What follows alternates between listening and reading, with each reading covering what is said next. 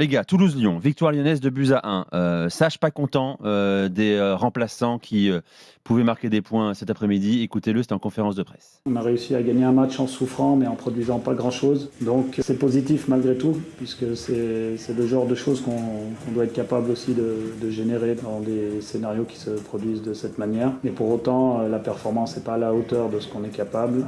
On restait sur 4 bons matchs sur le plan collectif et aujourd'hui on a été en dessous. Maintenant il va falloir qu'on change les attitudes à la perte, les attitudes dans l'agressivité. Parce qu'à minima, même quand on joue pas très bien sur le plan offensif, on doit être capable de rendre une meilleure copie en termes de détermination, d'état d'esprit.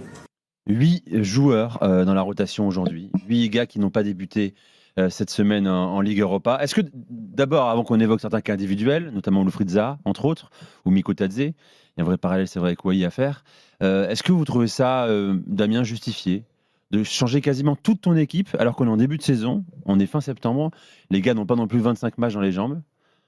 Est-ce que ça te paraît pertinent, toi? Il se met en danger alors qu'il doit récupérer c'est plus par son rapport retard et prendre des points. Moi, c'est plus par rapport à la période. C'est le début de saison et justement, tu as besoin de mettre ton équipe en place, qu'elle prenne des automatismes. Après, j'aurais plus inversé à la limite si tu te dis, bon, je veux faire tourner, je veux donner du temps de jeu à des joueurs, je les mets plus en Coupe d'Europe et je mets mon équipe, entre guillemets, type sur le championnat.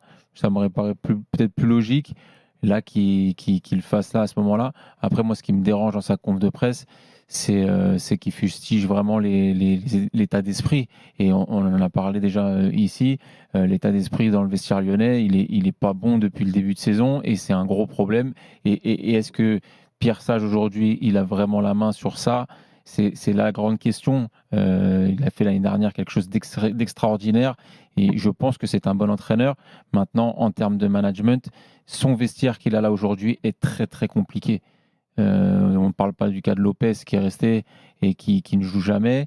Les joueurs qu'il a empilés sur les côtés à travers son recrutement qui vont faire un match sur 3, un match sur 2, voire un match sur 3 et qui, à un moment donné, dans le vestiaire, peuvent être une graine qui fait de la mauvaise herbe.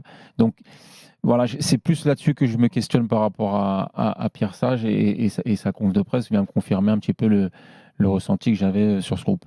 Bon, on parle quand même d'une victoire, certes, 2-1 qui fait du bien à l'OL, mais il y a des joueurs totale perdition. Bon, Zaha, pour l'instant, il n'est pas prêt physiquement, c'est incontestable. Cet homme-là n'est pas arrivé prêt. Dans ces cas-là, il ne faut pas qu'il joue. Oui, voilà. Il a joué. On en avait parlé cette semaine. Zaha est arrivé pas forcément en forme.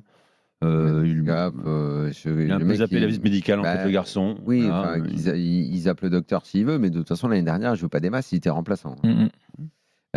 Si tu fais juste de la compta, tu dis les 3 points d'aujourd'hui rattrapent ceux de dimanche dernier.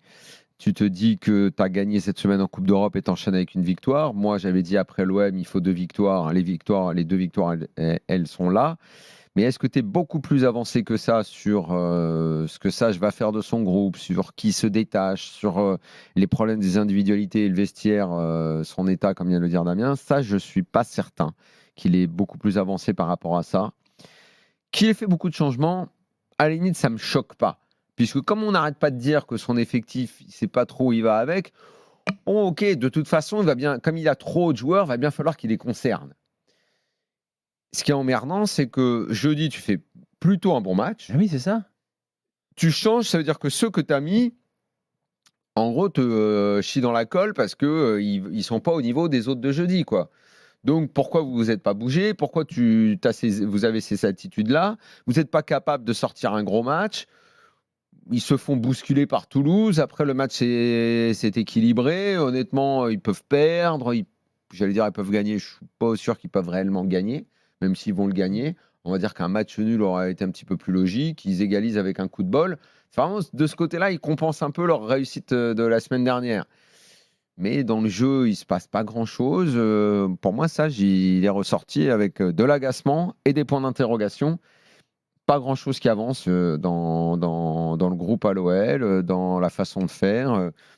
Il n'y a rien qui peut être très rassurant. Quand tu fais un bon match, dans un début de saison compliqué, si tu en fais un... Il sera obligé de faire tourner parce qu'il vont y avoir beaucoup. Oui, mais il a 23 joueurs, 24 joueurs. Il y en a plus. Il y en a beaucoup plus. C'est de l'empilement qu'ils ont fait, le recrutement. Ce soir, Tagliafico, Niakate, Matic n'ont pas joué, par exemple, tu vois. Mais si tu vas jusqu'au bout de ce raisonnement-là, tu imagines tous les mecs qui sont sur le banc. Tolisso, Lacazette, Maitland Nice sont entrés. Soit t'en prends 5-6, tu les mets dans un loft et tu dis bon les gars, maintenant vous vous démerdez, on compte. Il resserre son groupe. Soit là avec tout ce bordel, je sais pas comment il peut gérer. De toute façon, ce sera surtout, et je pense que ça va être son point de fixation et sa fixette vraiment ce sera l'état d'esprit du joueur au final, puisque les qualités, il ne faut pas non plus dire que les joueurs qui sont dans le vestiaire de l'Olympique Lyonnais, ils ont les pieds carrés. C'est pour certains de très très bons joueurs. Maintenant, si dans l'état d'esprit ça ne va pas, c'est là où il doit faire la décision. Et c'est ce que je disais, même si c'est un recrutement qu'il n'a pas forcément lui fait et qu'on lui a donné ce vestiaire-là, c'est dans sa capacité à manager que ça va être intéressant à voir.